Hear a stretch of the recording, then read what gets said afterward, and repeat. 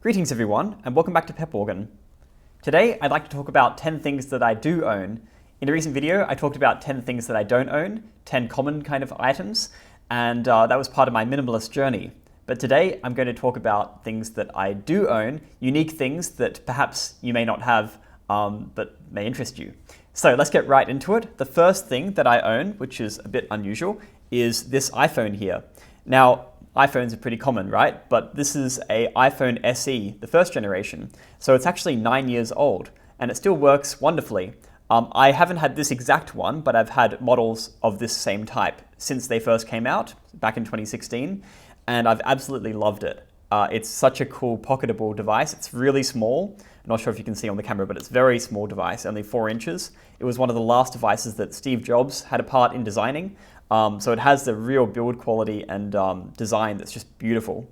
It came in different colors. This is a gold one, but I've also enjoyed the silver. Most importantly for music lovers, it has a headphone jack. Yes, this was one of the last iPhones to have a headphone jack. Can't believe that was almost a decade ago now that the iPhones lost the headphone jack. Still upset about that.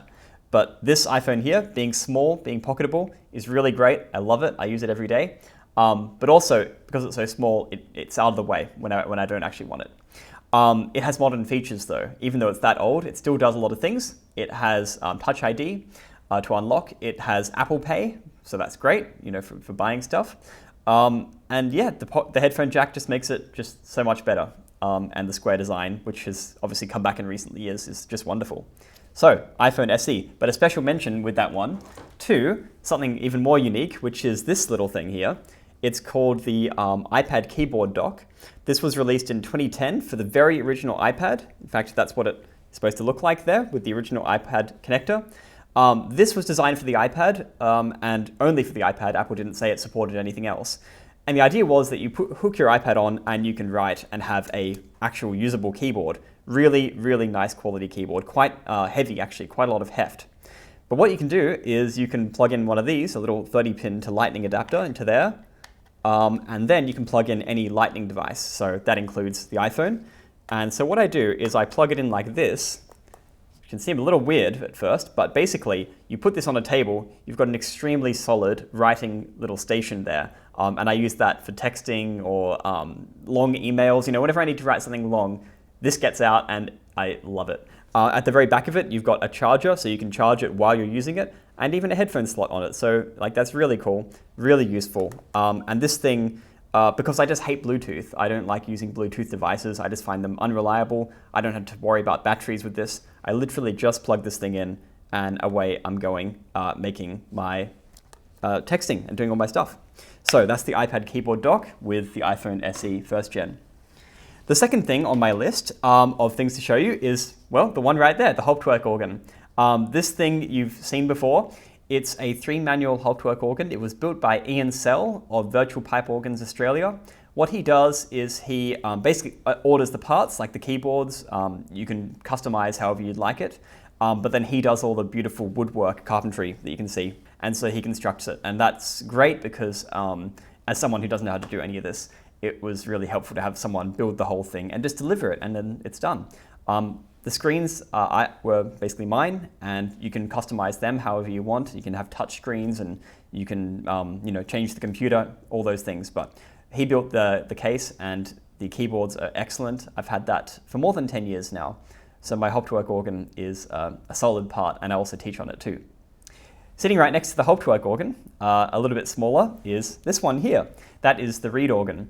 And that little reed organ there is from, I think, 1912, maybe 1911. No, I think it's 1912. It's a Faber organ, a pretty unknown company from Chicago. It's a folding organ, so it actually folds up into a little suitcase. And these were designed for missionaries and basically anyone going away from home, sometimes on ships, sometimes at war. These little reed organs were really portable, so they could be taken in a lot of different places. And so they had a lot of service. Now, I don't know what my one actually was used for, but I've had it restored, and so it's in a wonderful condition. Just a 2-stop reed organ produces quite an extraordinarily loud sound for such a small little thing. And it's only 4 octaves, which is all you need when you want to play Bach or something else. So yeah, my little reed organ is the next thing on my list. Following that, a food item, which I think is essential, salt. You know, everyone's got salt, but what's unique about my salt? I've got this salt here. It's Murray River salt. This is Australian made. It's actually pink salt. Now, very unusual for that in that matter, because most pink salt you're ever going to see is Himalayan, but this one is actually from Australia. It's actually from, as it says on the box, from the Murray River. This is actually what it looks like inside. You've got these beautiful pink crystals, and it's just a delicious taste, really nice. You want nice salt that has minerals in it, because so much of our food these days is deficient in the minerals that they used to have. So, Murray River salt, really good. Next on my list is a toothbrush. Fancy that. Again, another thing that would seem very common, but these are the toothbrushes I use. Let me just get one out here. Here we go, here it is, a toothbrush. What's unusual about that? Well, this is a natural toothbrush. It is bamboo, okay? And then the bristles are actually boar bristles. So I would say every toothbrush you can buy commercially, maybe like 99% of all toothbrushes these days are nylon. They're basically plastic. Now, if you think about that, we try to avoid microplastic consumption in our lives, but then we're actually brushing our teeth with plastic. It's crazy.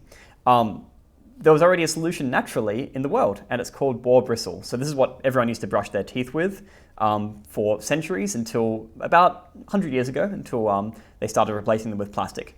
So this is all natural. You've got a bamboo base and a boar bristle top, and it doesn't feel any different to a modern toothbrush. So these boar bristle toothbrushes are excellent, and I reckon that if we didn't make these, then the bristles would probably just go to waste anyway, you know? So that's my next thing. And a special mention on that one for this here, some toothpaste, but not normal toothpaste. It's a fluoride-free one. We already drink enough fluoride in our water. If you're in most countries, you've got fluoride in your water, you're more than enough. So you go for this natural toothpaste that's fluoride-free, and this one is, has baking soda in it too. You can actually brush your teeth just with baking soda. You don't need any of the so-called magical ingredients. Just use classic toothpaste like that. The next thing on the list is this little bottle of fragrance here, which I might be able to show you, maybe, if it zooms in correctly. Yeah, it's called Sweet Malaya, and it's actually from this brand called Jamal Kazura. Jamal Kazura is a very loved brand. They're a store in Singapore, and that's the only place you can get it. Now, people travel the world to go to Singapore and buy their fragrances, and I'm really glad to have been there myself and to get one. They have such a wide range of different fragrances too, and they're really high quality. And can you believe it looks completely full, right? But I've been using this for like 3, 4, maybe 5 years now. Not every day, but you know, if you use it every day, it will still take you like more than a year, more than a few years to actually work your way through a whole bottle of that. And they're just such a wonderful scent, you know. Next up, a video game, Diablo 2. If you've watched my Pep Organ channel, you will have seen Diablo 2 music before, the Harrogath theme that I played on the organ.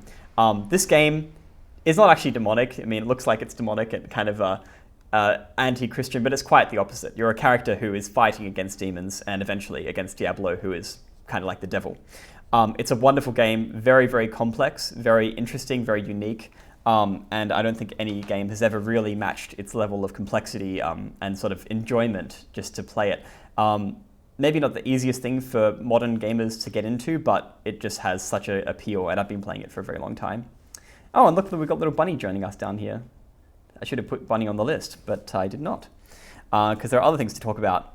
The next one being, here, where are we? Oh yes, my vintage tech, and I've alluded to this before, but over here is an example. This one here is my iMac G3. It's from it's from 2000. So turn of the millennium machine. I've got quite a few different machines. You will have seen also the vintage monitors that are actually in the back there. Sometimes you see them in the videos. I've got a great collection of vintage Apple stuff. I'm a huge Apple collector. I'm a huge fan of that era, particularly the era that is the turn of the century.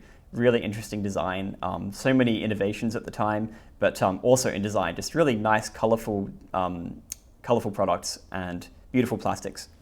So that's number 9. And I think that just leaves, no, that's number 8, because I ran out of count. Number 9 is this thing here, which I'm actually using in the video right now. It's one of these. It's a CraftGeek tripod. These are insanely good.